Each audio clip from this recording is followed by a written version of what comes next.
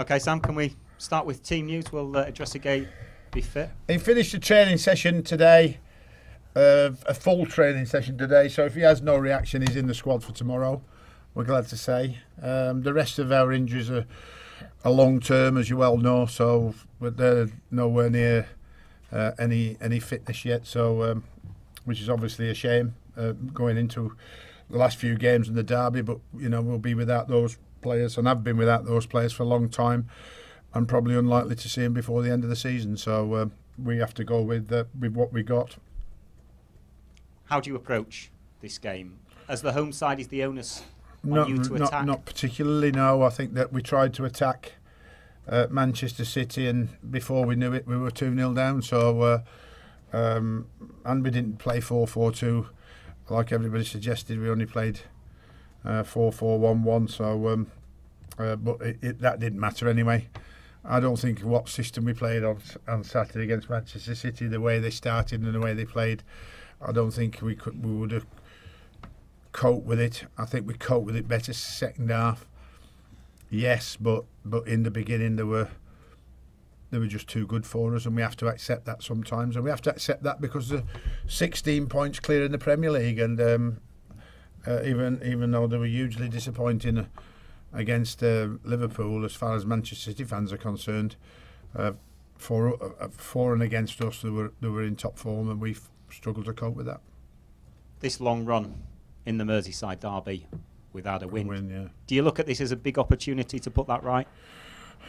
Well, it's derby. Anything can happen in the derby matches, but nothing's happened too positively in terms of any victories. I think that we were very pleased that we got a draw at Anfield when I think it was maybe third or second game. And really the approach has to be about nullifying like it was then, and us getting better at nullifying their attacking options, because they are the goal scoring ability of Liverpool is their main strength, and we have to snuff that main strength out. We have to limit the chances, not just Mo Salah, but all across the front three and midfield. We have to shut that off. If we are to win, that's where we have to succeed first, and then after that is, can we expose them, and can we get at them defensively? Can we get a chance and put it in the back of the net? So it's much like what we did at Anfield really first, and then when we get possession, making sure we maximise that possession. The players can do it if they really believe it. I've done not because it's different because it's a derby for me, but playing Liverpool before in other teams I've been with, we've won or we've drawn, and we've done that against the big boys on a regular basis. So I know how to do it, but players have got to know how to do it and how to go about it. But then again, it's a derby as well, so it makes it a little bit more difficult. So any given day, we do what we can do best, and we take the game and stand on the front foot and be brave. And we're very clinical when we get an opportunity, and defensively very sound. We can win. This game obviously falls between Liverpool's 2 Champions League ties with Manchester City. Do you think that will have a bearing on their approach, their team selection? How do you think they'll react to such an important win for them in midweek? Well, I think it's an advantage that we could possibly take in this game. I think if we had to play Liverpool in a derby match, it's a good time to do that in between the 2 Champions League games. I don't think there's any doubt about that. And what changes Jurgen, maybe he has a very strong squad, and they've never let him down really all season. So if he changes the team, it'll still be strong. It'll be fresh. If he keeps the same team that's hugely talented and brilliant on Wednesday but fatigued, they won't have had time to fully recover from Wednesday night's game. So I'd be interested to see his selection. But it's all about us as well, about how we and what we need to do. As I've said to the players, that I've mastered it before. So if you do the right things in the right area, and this is where it is. This is how you can get the result. I looked at Crystal Palace very closely. And again, it's Crystal Palace versus Liverpool, not Everton versus Liverpool. So it is different. But there were certain elements in the Crystal Palace game that, you know, had Christian Benteke and Wilfred been on song more in front of goal, Crystal Palace would have won the game rather than Liverpool winning in the last minute. And if that happens to us, we have to put the ball in the back of the net. If we miss those chances, then we're giving Liverpool an opportunity to beat us. Everton are 7th in the form table in the Premier League since you took over, yet there are still some doubters. Is this a chance to perhaps win some of those doubters over? But where are the doubters? Have you been looking at Twitter for 2 Twitters again and Facebook for 10? I mean, your lives are really run by Facebook, Twitter and Instagram far too much. You're professional journalists. You shouldn't listen to speculating unprofessionals, which is what you're doing, to get your stories too much. So be real and say there are a few that are complaining. There are a few that speculate that my reign at the end of the season is going to not be here on many fronts, on radio, on TV, in the papers, and of course on social media. So you create the stir, but really for me that's only a small minority, sorry. And I think that is what we live with. I understand it. When Farhad rings me up and says, Sam, we don't want you anymore, then I know I'm not wanted anymore. When everybody else says I'm not wanted or I'm going to be changed, don't listen to it. Have you had the credit you deserve for the job you've done? It's not about me asking for credit whether I deserve it or not. It's about me doing the job for Everton Football Club the best I possibly can. And I personally don't think I could have done much more than I've done with the staff that I've got in the period of time I've been working here with the players who were in an extremely difficult position when I arrived. For instance, West Brom were above us when I got here. So look where we are now and look where West Brom is. Okay. There's been speculation this week that PSV's technical director, Marcel Brands, could be on his way to Everton. Can you shed any light on that? What's your understanding? I read the same papers as you and the same online, or Brian does, and tells me about it because that's his job. I think there's obviously some light in it because of, you know, where it's being written and what's coming out of PSV. But at the moment, I can't speculate on what's going to happen and what position he's taking up until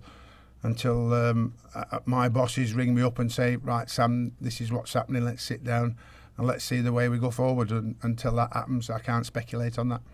Final one from me: the sad passing this week of Ray Wilkins. Sam, I'm sure you'll have come across Ray a lot over the years. Would you like to pay your tribute? Yeah, absolutely, because I played against Ray in the old second division when I was at Bolton Wanderers and he was making his debut as a youngster like me.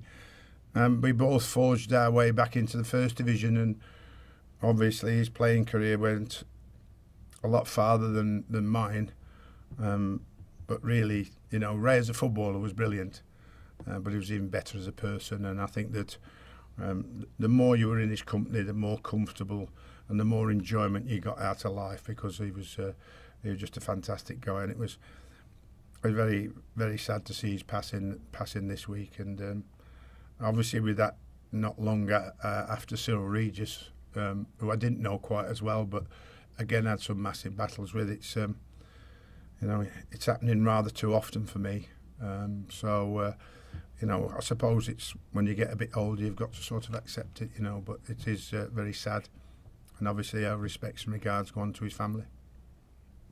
So I'm sure we'd all echo that, but just to go back to the football, Anfield, the way City played, the way City were taken apart by Liverpool, how surprised were you by that, bearing in mind the way they played here a few days earlier? I thought that if I have to say to my players, we've got to do to Liverpool what Liverpool did to Man City tomorrow.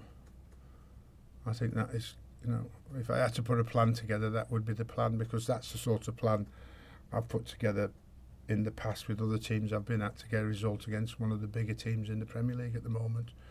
We want to be as big as them one day, but we're not quite there yet. But we can show what we're all about tomorrow by putting the game plan into place against Liverpool to try and try and bring a happy weekend for the Evertonian fans, and if that is a victory, then with it being so long since the last one, that'd be fantastic. If that's a positive result, I'm sure they won't be too bad either in the end. But certainly we want to try and give everybody the lift, and at the end of the day it is two very difficult games back to back, but our own record is really very, very good. I think losing only 2 since I've been here shows that we have been very good, but on Saturday we'll have to be even better than what we've been recently, and certainly have to be better in the first half than we were against Man City. What have you got to do better against Liverpool? Defend correctly. We threw 2 goals away in the first 15 minutes or so that were avoidable, and I think that was the turning point. No doubt about that. It became about missing a chance to make it 1-1, and 1 minute later being 2-0 down, and those were the biggest difference in the entire game on how the result was going to go. And when we could have had a positive response to a 1-1, and who knows what might have happened, we were 2-0 down, and then that was always going to be difficult to come back from. What encouraged you most about that draw at Anfield? As you say, you'd only just taken over, yet to go to Anfield and get a draw. Well, the defending resilience, really. It was great to get so much criticism as usual about how well we defended, but we got a result, rather than saying that you can't play like this or you shouldn't play like that.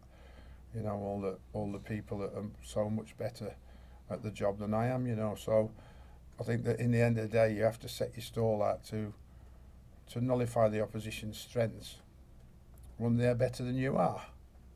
And as much as I don't like saying that, but at the moment Liverpool are better than we are. So as a team, we have to nullify their strengths. Otherwise, they'll end up doing like Man City did. They'll end up,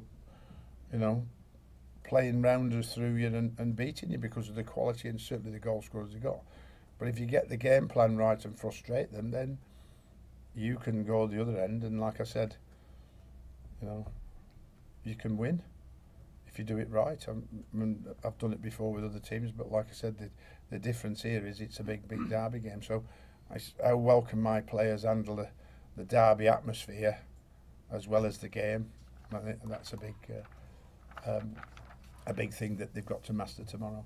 And how big a role have the fans to play? I know we've touched on the fans already. But they've been great at home ever since I've been here, and I think that that if there is a downside into our performance, they let us know. That's acceptable for us all if we're not performing to the level. But in the vast majority, I think only losing 2 since I've been here means that we have gone out and won most of those games, drawn a couple, and obviously lost. But at the end of the day, at home is where it wants to be the best, and I think that Saturday is one of those days where it's more than just another game. It's more than that. So players will hopefully give their best and give everything they've got to try and send the fans home happy. And looking slightly more long term, I mean, your running's not bad. I mean, do you still hold out hope of a European place? If it's at all possible, but I think that the best thing from my point of view is after these 2 very difficult home games is can we still go from where we were left off at Stoke away from home, because that's still in the back of my mind. This game is in the forefront of my mind, but at the back of my mind is can we lay the away bogey to rest, because it's 2 years and 4 months now that it's been going on. So it'll be very interesting when we end up playing away from home. I think it's Swansea away after Liverpool, whether we've got the know-how and the nous to turn around the away results and follow on from Stoke with another result. But in the meantime, it's only about Saturday 12:30, and by the time we've finished, hopefully we've got a smile on our face. But I remember you enjoyed taking Bolton into Europe. Would you embrace the Europa League with this club? Oh, I love the Europa League. I mean, got the club there twice, like you mean. So some great journeys and some great. In those days, the Bolton fans enjoyed the away trips more than the home games. they couldn't believe the fun that they had. Like I mean, so a European place is very, very privileged, and I think that if you get that place by the fact that you've earned it in the Premier League now, it's quite some achievement the way the Premier League's going. So, while it might not be a trophy, it is something that you can say that you've managed to get the club to and you've competed in. Sam, assuming Adriskate is fit, how important is he tomorrow in the role that he can play? A part of a team is when missing. If you think he's one of your key players, is a blow for us all, no matter how big your squad is. And I think it's more about his consistency as well as his impact. So hopefully he'll be available, and we'll see what team we pick tomorrow. But I think everybody has to lift the game tomorrow, and I think that the fans and the occasion will lift them. What I have to make them aware of is not to be overactive, if you like, because they can lose control. So we want controlled aggression tomorrow. We don't want to let themselves get carried away. And I think they said today, play the game, don't play the occasion. And if you play the game and play your best, that's all we can ask. If you let the occasion overawe you, then you could fall foul. Okay, thank you. Thanks, Sam.